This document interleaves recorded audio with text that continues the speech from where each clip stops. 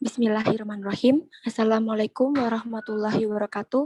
Kami dari kelompok 3 akan mempresentasikan materi tentang reseptor ionotropik. Sebelumnya, perkenankan saya untuk menyebutkan anggota kelompok kami.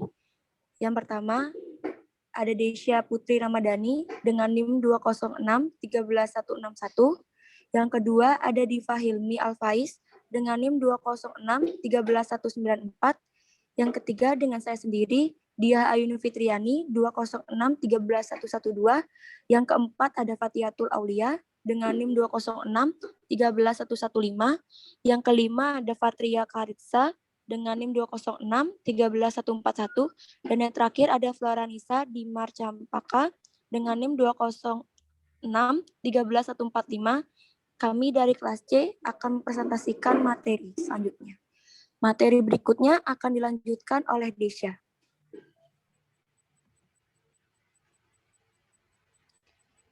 Di sini saya akan menjelaskan terkait dengan reseptor ionotropik.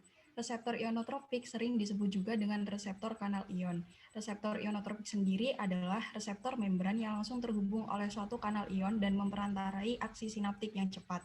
Reseptor ini memiliki sifat yaitu selektif terhadap ion tertentu. Adapun 3 sifat penting dari reseptor ionotropik, yang pertama adalah teraktivasi sebagai respon terhadap ligan spesifik atau neuron transmitter. Yang kedua, memungkinkan ion melalui membran yang semula impermeable. Dan yang ketiga, selektif terhadap ion-ion tertentu. Adapun contoh dari reseptor ionotropik yaitu reseptor asetilkolin nikotinik, reseptor GABA A, reseptor glutamat, dan reseptor serotonin. Baik, presentasi berikutnya akan dilanjutkan oleh Hilmi. Di sini saya akan menjelaskan apa itu reseptor asetilkolin nikotinik. Ini adalah molekul pertama yang diidentifikasi sebagai neurotransmitter. Aksinya pada sistem syaraf otonom di perifer maupun CNS. Memiliki 2 macam reseptor, yaitu nikotinik dan muskarinik. Berperan antara lain dalam regulasi belajar, learning, memori kontrol gerakan, dan mood atau perasaan. Contoh, penyakit Alzheimer atau pikun disebabkan karena degenerasi sistem kolinergik myasthenia gravis. Suatu protein pentamer yang terdiri dari 5 subunit, yaitu alfa 2, beta, gamma, dan theta, terkait dengan kanal Na+, beralokasi di neuromuscular junction, ganglia otonom, medula adrenal, dan CNS.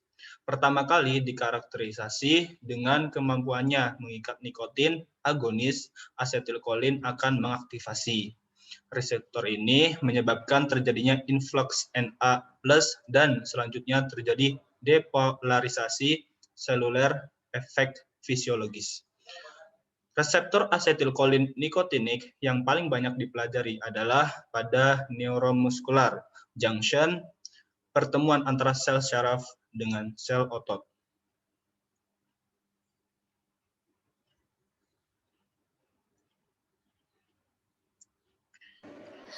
Presentasi berikutnya akan dilanjutkan oleh Aulia.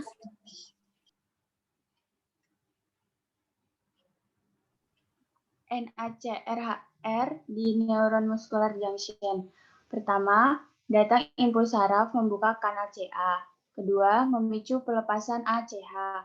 Ketiga, ACH mengikat NACHR yang terhubung dengan kanal NA. 4. Kanal NA membuka. 5. NA masuk, depolarisasi parsial mengaktifasi kanal NA lain, voltage gate. Keenam, depolarisasi lebih besar membuka kanal CA di SR. 7. CA intrasel naik kontraksi otot.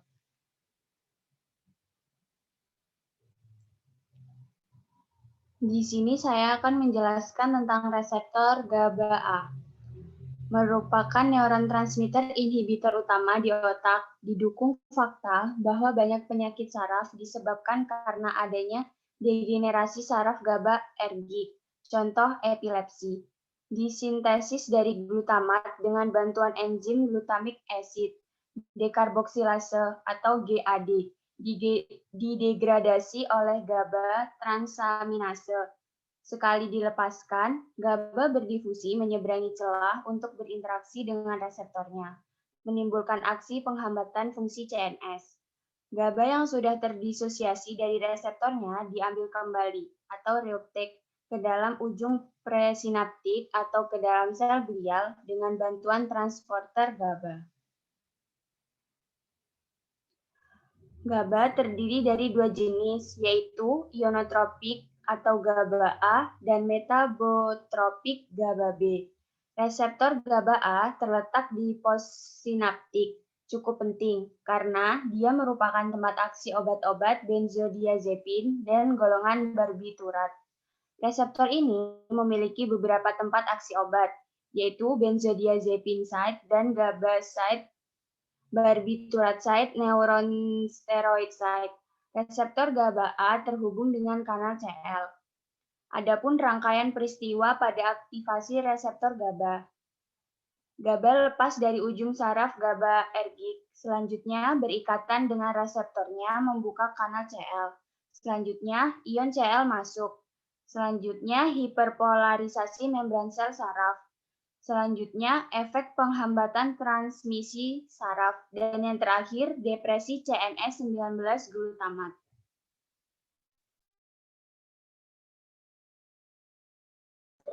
Materi selanjutnya akan dilanjutkan oleh Fatria.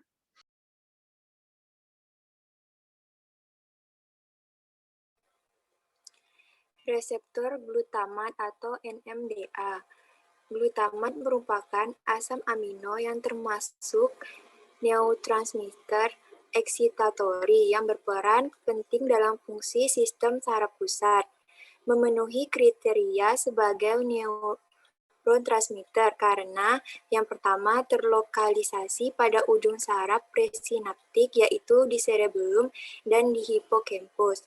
Kedua, dilepaskan dengan mekanisme CA2+ dependent.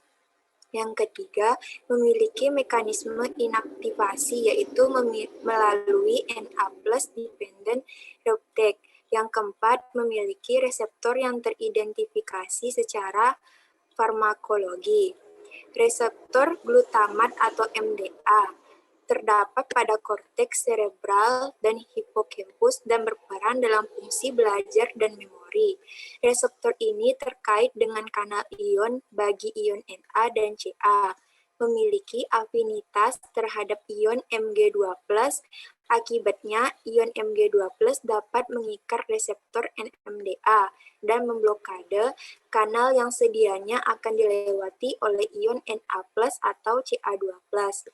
Tetapi, jika terjadi depolarisasi, afinitas Mg2+ dengan reseptor tersebut menjadi berkurang.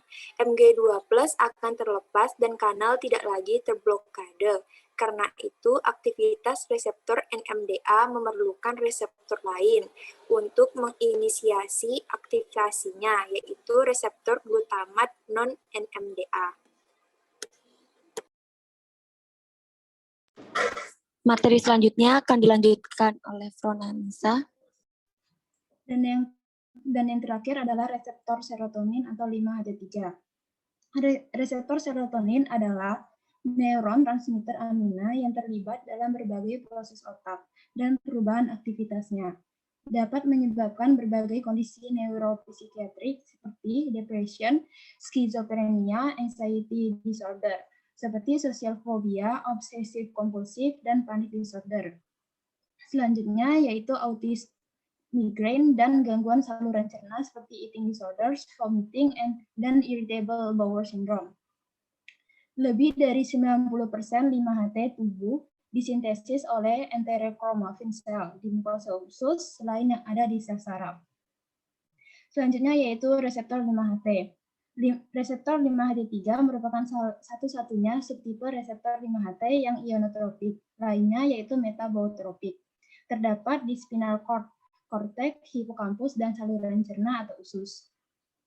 Terkait dengan kanal Na, jika serotonin terikat pada reseptor kanal kation dan membuka ion Na masuk, selanjutnya terjadi depolarisasi arus yang cepat dan singkat. Reseptor teraktivasi dan berbagai efek seluler muncul. Contoh dari reseptor 5HT3 yaitu terlibat dalam mual dan muntah karena kemoterapi dan radiasi.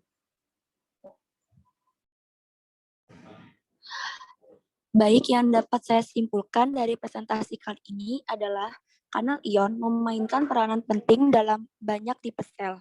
Berbagai penyakit disebabkan karena adanya disfungsi kanal ion, antara lain penyakit aritmia jantung, diabetes, hipertensi, angina pectoris, dan epilepsi. Karena itu, kanal ion ini merupakan salah satu target aksi favorit untuk penemuan obat baru. Baik, sekian presentasi kami pada hari ini. Bila ada salah kata, kami mohon maaf. Kami tutup dengan wassalamualaikum warahmatullahi wabarakatuh.